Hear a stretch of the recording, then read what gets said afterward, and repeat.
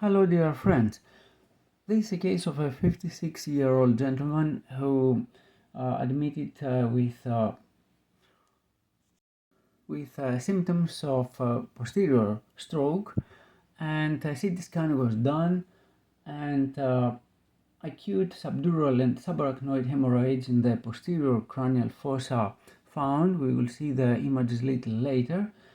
And a further evaluation with CT angiogram of the head was performed to rule out any intracranial aneurysm.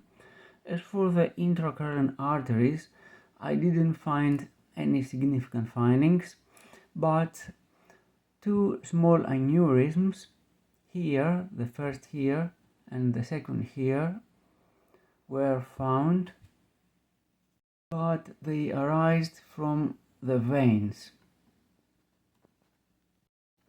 Let's have a look in the anatomy. In this picture we can see the anatomy of the cerebral veins. Here is the confluence of the venous sinuses. Here are the transverse sinuses. Here is the straight, the inferior and superior sagittal sinuses, and here is the vein of Galen. Just pay attention in these two veins here, which are the right and the left internal cerebral veins. Let's go back to our case now. Here are the internal cerebral veins, the right and the left, and as we go down we can see the first aneurysm.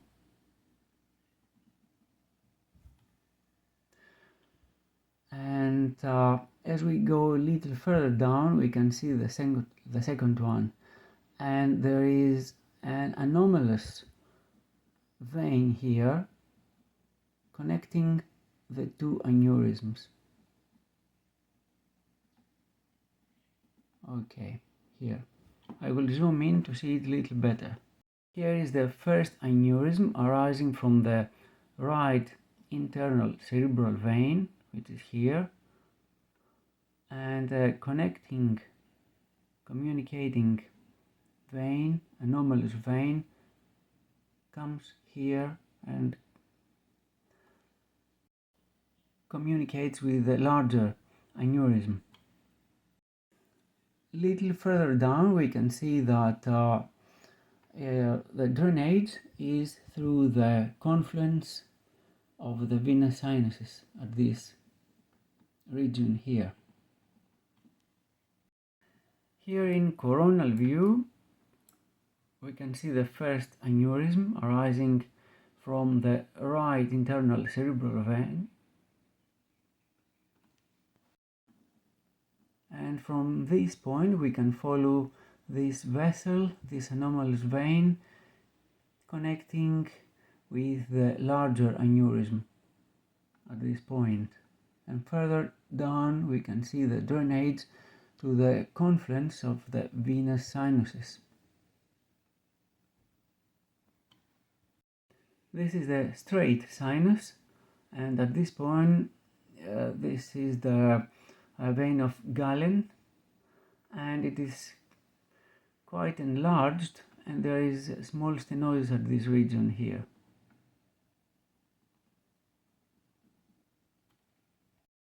And additionally there is a third, much smaller aneurysm at this point. This is the posterior aspect of the right cerebral vein, so there is another smaller aneurysm here. The cerebral venous aneurysms can also called cerebral varices,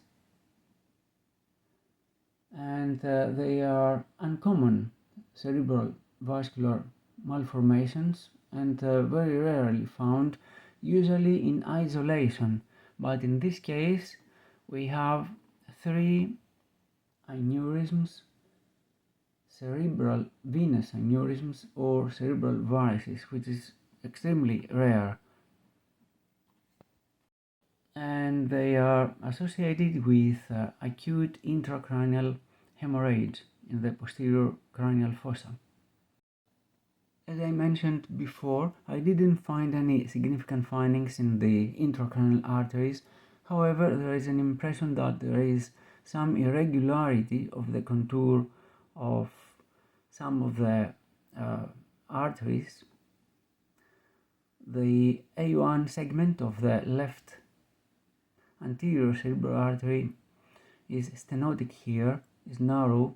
Probably this is an anatomical variant, hypoplasia, but anyway, the appearances could be related to cerebral vasospasm, post-subarachnoid hemorrhage, or reversible cerebral vasoconstriction, or some other underlying vasculopathy. All these could be included in the differential diagnosis, but it is worth to mention it and to follow it up.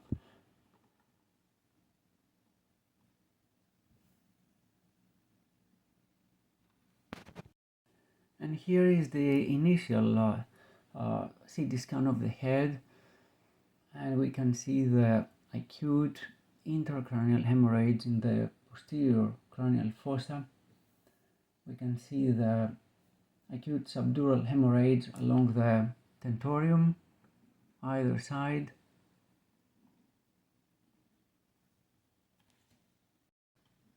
Subarachnoid hemorrhage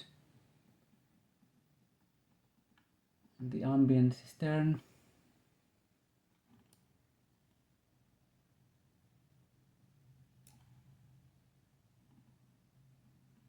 All these hyperdensities are fresh bleed.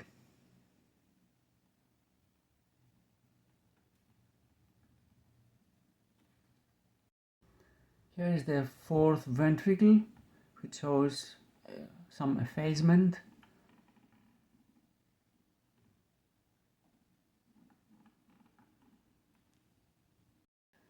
There is no evidence of intraventricular hemorrhage.